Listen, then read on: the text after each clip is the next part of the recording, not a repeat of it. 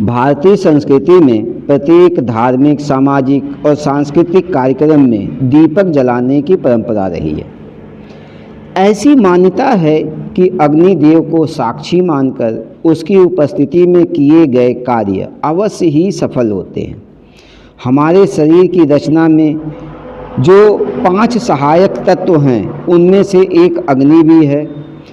अग्नि पृथ्वी पर सूर्य का परिवर्तित रूप है, इसलिए किसी भी देवी देवता के पूजन के समय ऊर्जा को केंद्रीभूत करने के लिए दीपक प्रज्वलित किया जाता है। दीपक के इस असाधारण महत्व के पीछे अन्य मान्यता यह है कि प्रकाश ज्ञान का प्रतीक है। यानी जो हम दीपक जलाते हैं उससे जो प्रकाश होता है वो किसका प्रतीक है? ज्ञान का प्रतीक है। परमात्मा प्रकाश और ज्ञान रूप में ही सब जगह व्याप्त हैं। ज्ञान प्राप्त करने से अज्ञान रूपी जो मनोविकार है वो दूर होते हैं और सांसारिक शूल मिटते हैं। इसलिए प्रकाश की पूजा को ही परमात्मा की पूजा कहा गया है। यानी हम प्रकाश की पूजा करते हैं तो परमात्मा की पूजा करते हैं, क्योंकि जो ईश्वर है वो प्रकाश और ज्ञान रूप में हर जगह व्याप्त है।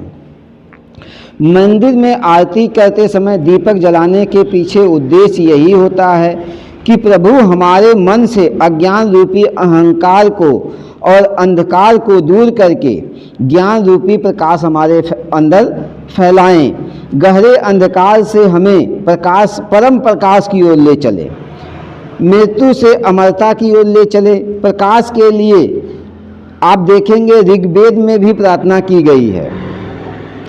दीपक से हमें जीवन में ऊर्ध्वगामी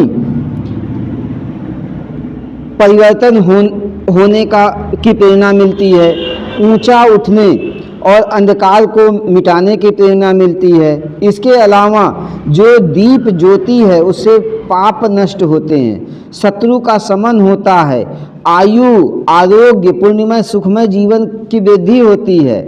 दीपक की लौ के संबंध में मान्यता है कि अगर हम उत्तर दिशा की ओर लौ रखते हैं तो हमारा स्वास्थ्य बढ़ेगा, प्रसन्नता बढ़ेगी, और अगर हम पूरब की ओर लौ रखते हैं तो आयु की वृद्धि होगी। लेकिन इसके विपरीत अगर हम पश्चिम दिशा में लौ को रखते हैं तो दुख में वृद्धि होगी, यानी दुखी होना पड़ेगा। दक्षिण की ओर लौ रखते हैं तो हमें हानि होगी।